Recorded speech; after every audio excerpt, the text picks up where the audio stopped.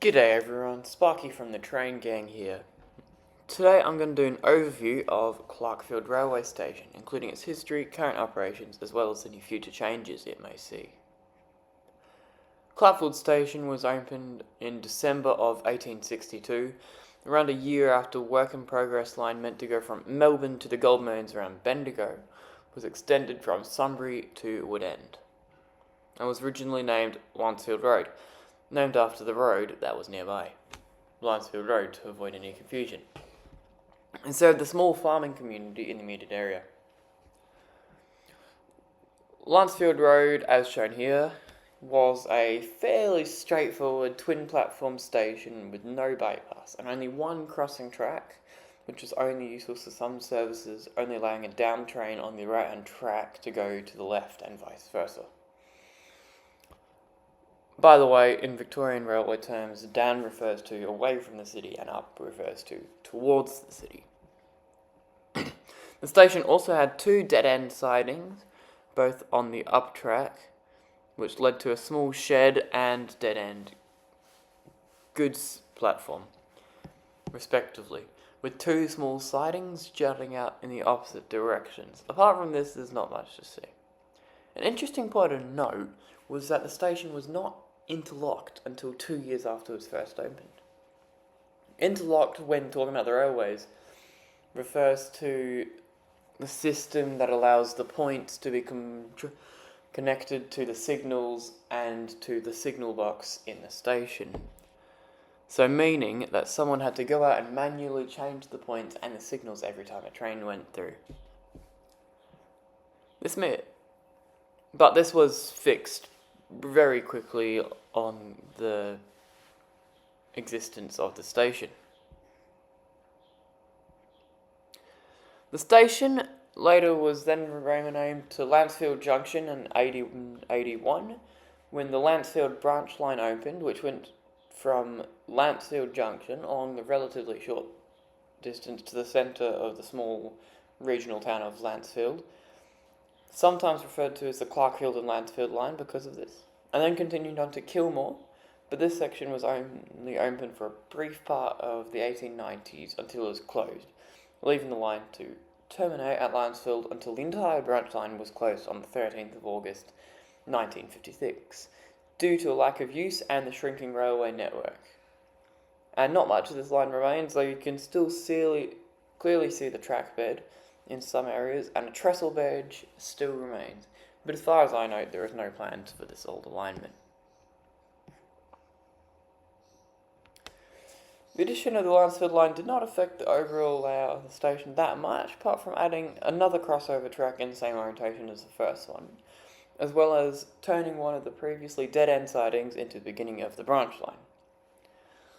An interesting observation is that, according to the diagram, there was no proper way for up trains to enter the branch line without having to shunt around a bit, as well as trains exiting the branch line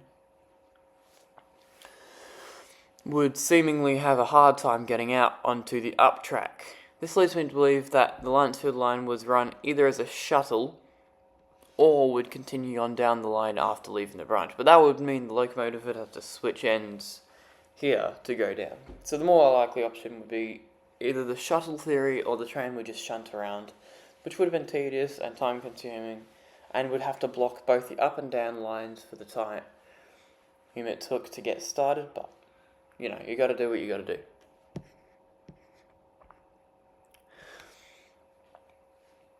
Sometime after the diagram of the Lancefield Junction 1881 was made, the station went through some significant changes as the line patronage from both passenger and freight services began to increase.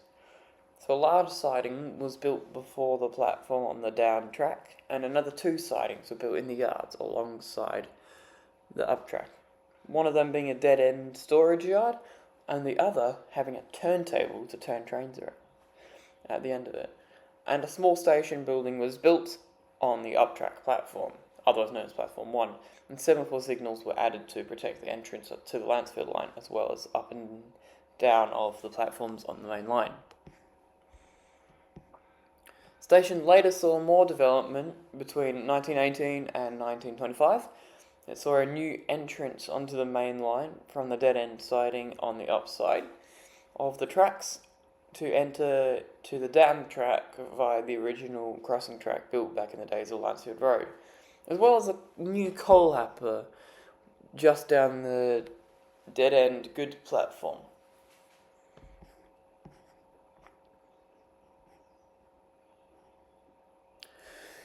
The station was then renamed to Clarkefield after local businessman Sir William Clarke on the 11th of January 1926, and then to Clarkefield on the 23rd of February that same year. I know it sounds like I just said the same thing twice, but the spelling changed from Clarke Field to Clarke Field in order to bear more resemblance to its namesake, which was spelled as the latter. I know, huge change, but apart from a name change, nothing major regarding the station layout changed. The diagram from 1981, so getting more recent here, shows the aforementioned now closed Lancefield Lane, and what remains is just a curved dead-end siding. Also, because of the closure of the branch line, the station area was heavily cut back, with multiple sidings being removed, including the turntable and the track that led into the goods platform, leaving it abandoned, as well as shortening most of the other sidings and removing the down track crossover. Between 1981 and 2001, all other sidings were moved, and the small shed was left abandoned. And all that was left was the original crossover track that had been there from the start of the layout. And today the crossing track is no longer there, thanks to the regional fast rail project that took it away some years later in order to get faster services on the Bendigo line, and to allow velocities to travel at 160 kilometres an hour. Right, so now you know the history of the station, so we can go through what it looks like currently. As previously mentioned, it has two platforms, with platform 1 having a small station building that the public are not allowed to enter, and platform 2 being fairly minimalist with only a few sheltered benches.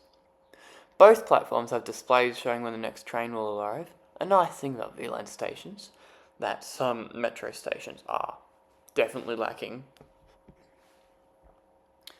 Currently, both lines are bi-directional, with trains going through Bendigo on platform 1 in the morning and to the city on platform 1 in the afternoon, and vice versa for platform 2.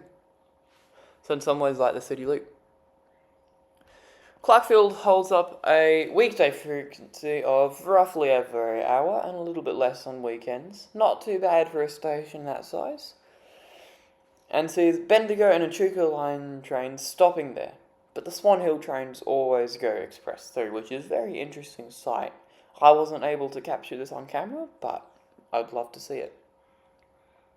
Clarkefield has fairly short platforms, so a 6-car velocity can't quite fit the entire train into the platform, meaning that you have to be at the right door to get off the train, i.e. not the end carriage doors, and this is announced on the approach to the station. The station caters for the huge population of Clarkefield, which is around 303 people as of 2021 census, but in actual fact most of the rail patronage comes from the nearby towns of Lancefield, Rumsey and Monaghan, as well as a few other small farming communities. There are no bus connections apart from a rail replacement coach stop, so all commuters must travel to the station by car, and the car park is decently sized and was pretty full when I was there. Near the station is an old abandoned pub, famous for being haunted, as well as a couple of houses, a cricket oval, and a CFA. The old good platform and shed have been converted into an auto records shop, a little bit of a, let's say, not so graceful end. But apart from that, there's not much else, which is quite surprising when you realise that Clarkefield is only a 7-minute train ride to Sunbury, which has a population of over 30,000 and is in the metropolitan area. And also, it's not that far away from the city, only about a 50-minute drive. The station is also equipped with waiting rooms on either platforms, both containing a small library in each and a customer service office and small bathroom on platform 1. But all of these facilities are open only on peak hours. I was surprised by how decent these facilities are, despite the station's size and layouts. But, it's better than Sunbury, of all places. But if it's there, it's there. The future of Clarkefield Station will probably see more people using the station, as a project is in the works to start building hundreds more houses in the Clarkefield area. If this is the case, I believe it would be a good idea for them to extend both of the platforms to allow full-length trains to be able to load and unload passengers from every door. But apart from that, it's pretty well suited. Alright everyone, I think that's all I have to say about Clarkefield Railway Station. If there's anything major I missed, feel free to shout about it in the comments. But otherwise, I've been Sparky from the Train Gang, and I'll catch you all later.